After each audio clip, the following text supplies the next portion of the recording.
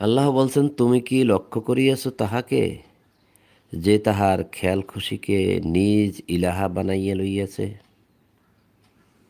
আফা গৈরা, আফার আইতা, গৈরা নয়, আফার আইতা মানিত্তা খজা, তুমি কি তাকে লক্ষ্য করেছ যে মানিত্তা খজা গ্রহণ করে নিয়েছে, ইলাহাহু হাওয়াহু, তার হাওয়াকে সে ইলাহা বানিয়ে নিয়েছে, মানে তার খেয়াল খুশিকে সে ইলাহা বানিয়ে নিয়েছে।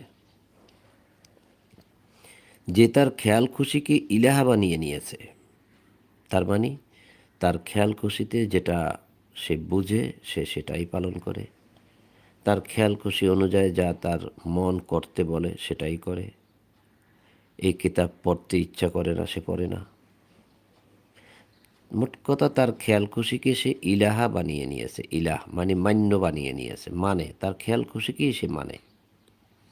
আমি বললেও শোনে না, আপনি বললেও শোনে না, তার খেয়াল খুশি যেটা হয় সে সেটা মানে। এটাই আল্লাহ বলছে, তার খেয়াল খুশিকে সে নিজ ইলাহা বানায় লইছে, তার মানে ওই মান্যটা হচ্ছে তার ইলাহ।